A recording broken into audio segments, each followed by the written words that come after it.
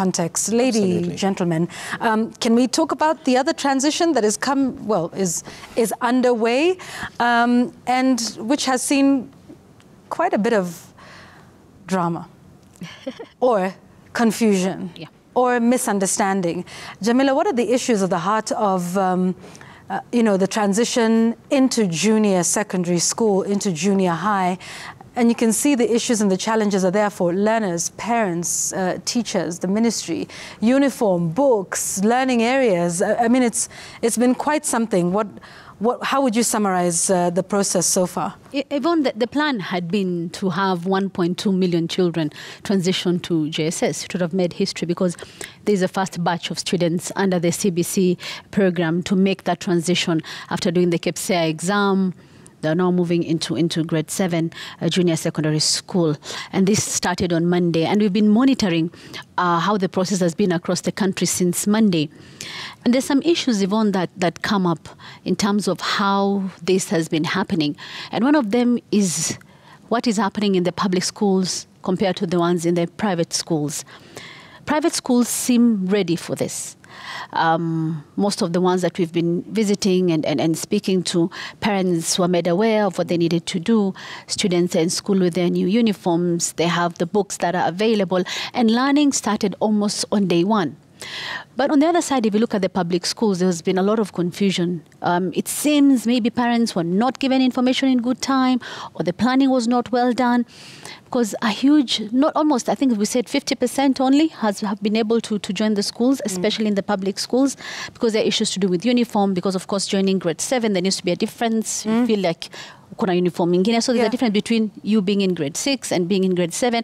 And a lot of these students are in their same schools.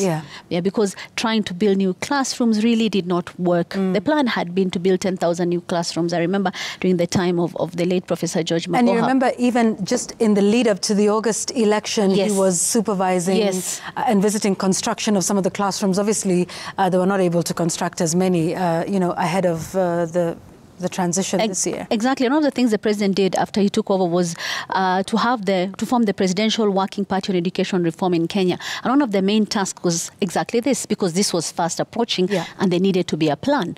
And they realized we will not be able to have all those classes that we need. So most of the students would be domiciled in their current schools. But what does that mean? It means building an extra classroom. That would mean having laboratories. That would mean teachers. Because that's even toilets and ablution blocks. Yes, like all those facilities that you need. Right. But then now the other issue that comes in, and I was speaking to one of our reporters who's been covering this story, is that these students are supposed to have 12 compulsory subjects and 2 optional ones. And then you have the government plan of hiring 30,000 teachers, and it's 1 teacher per school for JSS. Per class. And they're saying, how would this work? Because one, you have about 50 students. And you have a teacher who wants to teach them all these things. Yes, you'll say this school has always had teachers for maths and everything, but for you to teach JSS, you need to be retooled. There needs to be some form of training. So these are some of the challenges that they are facing. Yes, the government says, well, we have spent about 3 billion shillings to get you 17 million books, so students should have all the books that they need. But you're having issues even with feeder schools now, Yvonne, if I'll talk a bit about that, where you have schools that are said not to have met the requirements to become JSS schools. But then you have parents complaining and saying, well, we were not told this in good time, because here we are with our students already with the uniform and the books, and we're told you need to find them a different school to go to because yours is now a feeder school. One of the conditions they have is you cannot have less than 45 students. For you to be able to become a JSS school, you need to have more than that. And so this has been a back and forth since Monday, and some parents are not happy, saying, well, the school that you're asking us to go to is far, this is what is near. So there have been a lot of issues here and there. But there are schools, especially the public-private ones that I'm talking about, that are really already having students in class. So And again, that big divide between public and private, especially at a critical time of transition and the implementation of this new curriculum. You talked about teachers. 30,000 teachers were to be hired, but there's also been some challenges with their deployment that should have been done. But many of the teachers also say they haven't received their letters of deployment. I think that was by Monday, and even yesterday there were still some that hadn't. Before we carry on, I just want us to listen to the teachers on their experiences with this junior secondary school transition. Kufikia saa hizi hakuna mwalimu ambaye tumepokea amekuwa posted hapa kufunza junior secondary, na pia wizara ama TSC haijatupatia mwelekeo mzuri tujue kama ni sisi walimu ambao tulikuwa tunafunza hapa kwa primary pia tunaweza kuendelea ama kuna wengine wataletwa. The government has provided us one teacher per school in public schools, in public primary schools, whereby they are able to teach the junior secondary school children. This is likely to raise our population, which is already very high. We want to ask Teacher Service Commission to consider deploying these teachers as early as yesterday, so that these learners can have a new experience. I request the teachers continue going to class and teaching as we wait for further direction. That's the situation, Linus? Yes, when you listen to all those people that are speaking there, Yvonne, what they're simply asking for is just leadership. They just want to be given direction and leadership and guidance, and they'll do the rest. And that's the beauty of this country. I think we've said it here in this, right in this desk, about celebrating the resource that is our people and the population. Education is something that we can very, very comfortably handle as Kenyans. And we've handled changes in education systems before. There was the 1980s 844 system, introduction of the 844 system to replace the old system that many believe is now making its way back in the form of the new system. And all that it needs is a more inspiring leadership. And one of the challenges that the CBC transition has really faced was that in between, there's been an election and change of government. Yes, that's right. And change of government meant also change of the persons that are then leading the process. Remember, until is it November or thereabout, the late CS, Professor Magoha, was in charge of the process. Then he had to cede office and hand over to Machogu to take over the leadership. And obviously there are transitional challenges also. How does the momentum work? One would actually have expected that if we were not in our context, elsewhere you would have expected that because that's a very critical transition, you let part of the old team then continue. And I want to give an example. I think when President Barack Obama took over from President George Bush, he took over not just government, but two wars. There was Afghanistan and there was Iraq. And the economic crisis. Yeah, and the economic crisis. Now, he came with his economic team, but when it came to defense, he actually retained Cohen, who was the Republican defense secretary for George Bush.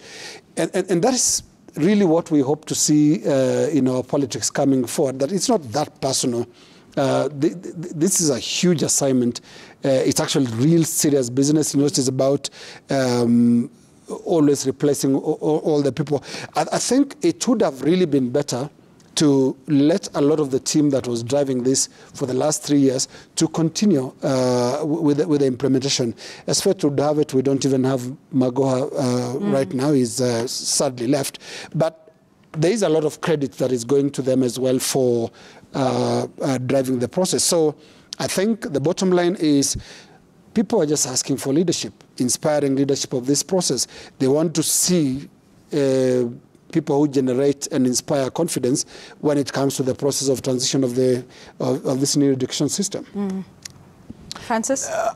I look at it this way. Other than leadership, it's also about decision making. Because here are children who are already in class. And some of the things that are being discussed now ought to have been discussed last year. By the time the children go to school, they ought to have found a seamless process of transition. I really sympathize with the grade 7 children. This is the lot that was made to sit for a national examination with the hope that it would take them to a secondary school. And of course there was... To a higher level. To a higher level. And there was a discussion around whether they were too young to join secondary schools and so on and so forth. So unfortunately, these children have been guinea-pigged, quote unquote, because you can imagine how quite a number of them felt. And we did those stories where some could not believe that they were going back to the same primary schools that they were in, yet they had been made to sit for a national exam and even select schools where they would want to go to. But anyway, that is now water under the bridge. We're talking about, if you look at it from those who are in pre-primary, those who are from grade, let's say grade 1 up to grade 7, you're talking about not less than 5, 6, 7 million children. So it is not possible to turn back on the CBC question. I mean, we will have to implement it as a country, but it will require proper decision making and guidance.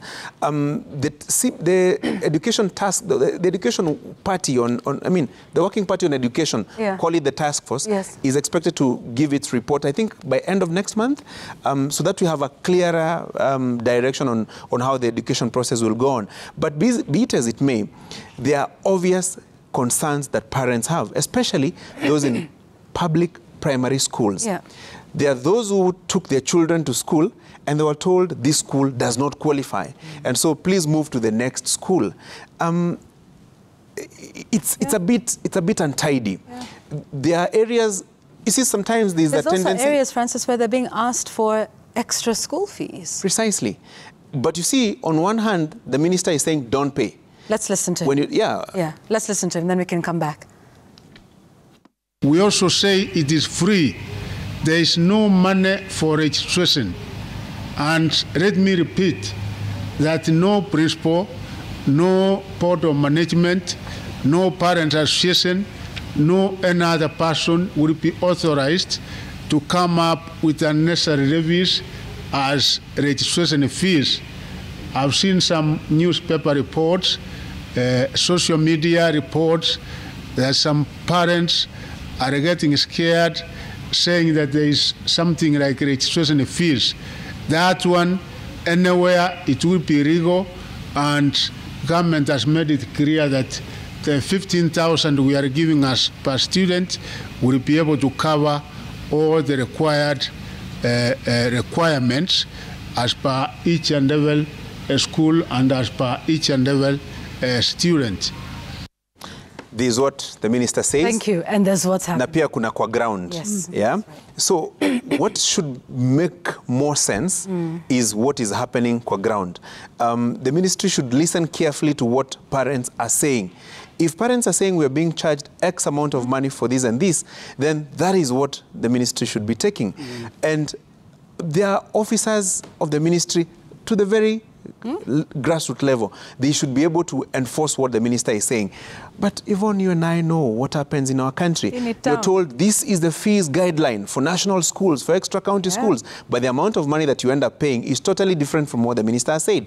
So there are serious concerns, and those are concerns that ought to be addressed.